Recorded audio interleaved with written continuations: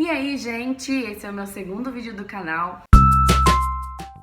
E eu vou começar respondendo pelas perguntas que eu mais recebo. Como foi casar tão nova? Pra quem não sabe, eu me casei com 22 anos. Eu tinha acabado de completar 22 anos quando eu me casei com o meu atual esposo, que é o Renato. Acredito eu que a minha criação, eu fui criada assim, tipo, você tem que aprender, você tem que amadurecer. A vida é assim, assado, acabou.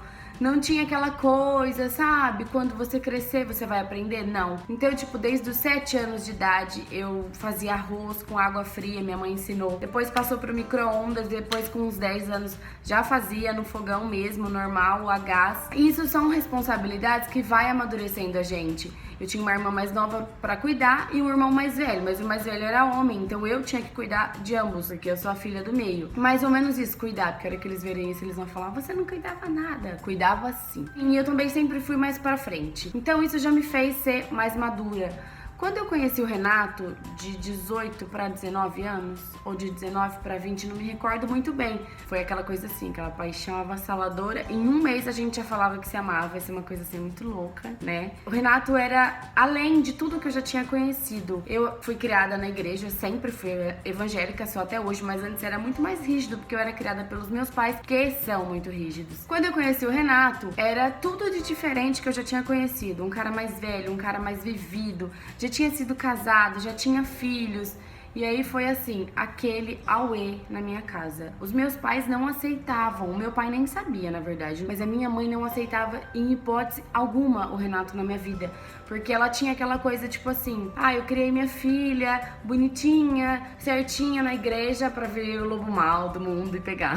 Era assim. Mas eu ficava, mãe, mas eu amo ele, eu quero ele, se eu não ficar com ele, eu não vou ficar com ninguém. Minha mãe me colocou de castigo, minha mãe me tirou de serviço, a minha mãe me proibiu literalmente de vê-lo, de conversar, tirou meu celular, nada disso adiantou. Qualquer oportunidade que eu tinha, estava eu tendo contato com o Renato. Enfim, teve um dia que ela falou, olha, eu te avisei, não é homem pra você, vai te fazer sofrer porque tem uma criação diferente da sua, é homem, é assim, é assado, tem filhos, não vai ser fácil, mas você quer? Então vai. E aí ela falou, só tem uma coisa, filha minha não namora há muito tempo, ou casa, ou o namoro vai ser do jeito que eu quero, 11 horas em casa. Ela falava assim, você vai sair às 9, vai chegar às 11. Eu comecei a sair às 9, chegar meia-noite, depois chegar às 1, depois chegar às 2. E meus pais não aceitavam isso em hipótese alguma. Tomei uma atitude radical. O Renato já era um homem, então a gente já construía as coisas juntos, a gente fez uma casinha, entendeu? Então não foi nada assim, pegamos as coisas, fomos arriscar no mundo afora. Não, tipo, ele já era um homem mais maduro. Ninguém nunca foi rico, mas financeiramente a gente era estável, entendeu? Fomos pagar aluguel, como todo começo de casamento. Se eu aconselho hoje, gente, não tem muita regra, né?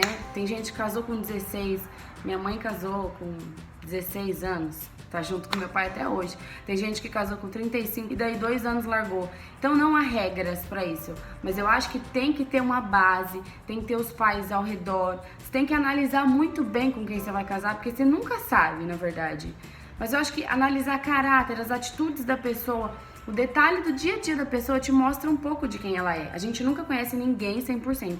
Acredito que o meu marido não me conheça 100% e eu também não o conheço. Mas você conhece muita coisa da pessoa quando você convive. Então, analisa muito isso no namoro, sabe? Esses namoros de, tipo, duram 1 mês, 2 meses, vai lá e casa. Tem uns que dá certo? Tem, mas é muito cedo, porque nesse começo a gente está no auge da paixão. A gente mata e morre pela pessoa. Eu não acredito a coragem que eu tive de enfrentar os meus pais. Tipo, não, eu quero ele. Eu quero ele.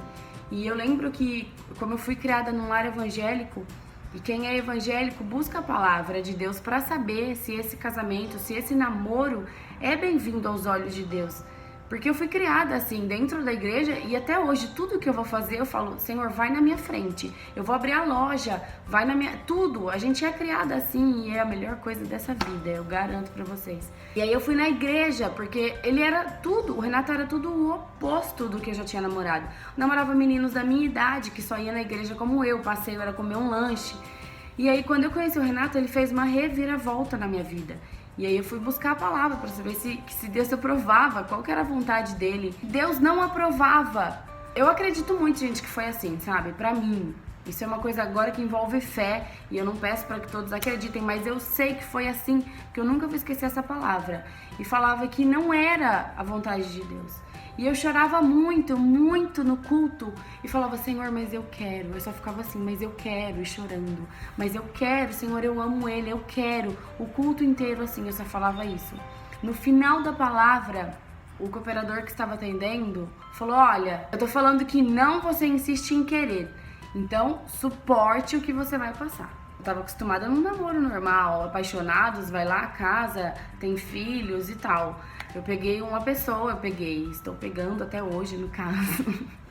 Eu peguei uma pessoa que a gente da igreja usa do mundão e eu da igreja. Tipo, menina da igreja, gente, vocês sabem o que é isso.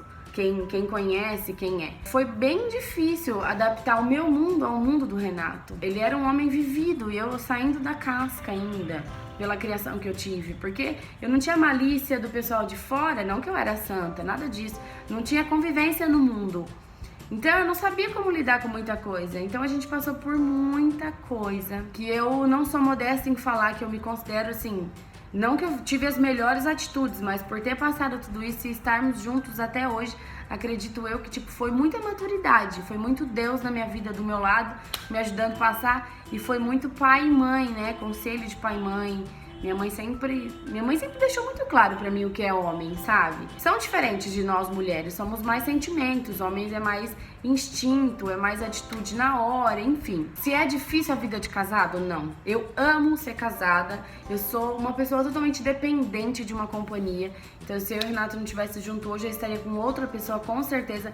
Eu nunca fui de ficar pulando de galho em galho, de ficar ficando. Nada contra, mas eu nunca gostei, porque eu me apego nas pessoas. Eu amo estar casada, não me arrependo mesmo, senão eu nem faria esse vídeo se fosse pra mentir. Não me arrependo nem um pouco. Mas eu acho que todo mundo tem que analisar bem antes.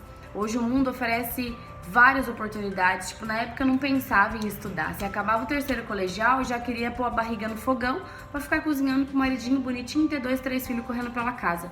Hoje eu não penso mais assim. Tanto é que hoje, casada, há tantos anos, eu não pretendo ainda ter um filho. Porque eu tenho planos, eu tenho sonhos, eu quero estudar ainda, eu quero bombar minha loja, ou se não for minha loja, enfim, eu quero me destacar em alguma coisa antes de pensar nessa barriguinha no fogão com o nenenzinho no colo.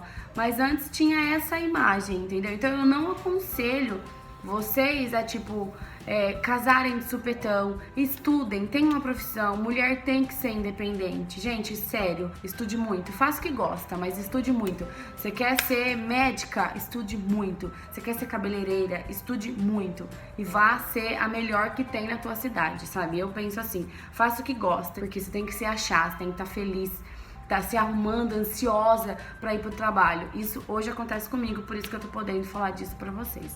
Mas é uma delícia. Então, acho que sobre o casamento foi isso. Um casamento também vai longe quando você foca nas coisas boas que tem dentro dele. Se você pegar, independente se é casamento ou se é namoro longo, se você pegar a pessoa e focar nos defeitos da pessoa, tanto físico, quando foca no físico é porque a coisa tá muito feia. Mas se você ficar, porque ele é isso, porque ele é aquilo, porque ele é aquilo, e aí você começa a enfiar na cabeça que aquilo não é mais pra você. E o nosso psicológico é tudo, gente.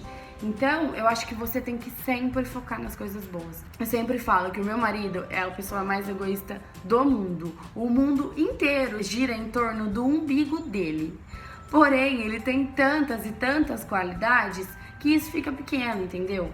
Ele é uma pessoa solidária, é uma pessoa amorosa, ele é uma pessoa sensível. Ele não é muito de demonstrar, mas você vê que ele sente as coisas, entendeu? Então eu acho que, todos os dias você acorda, você vê que você tá focando naquele problema, desfoca.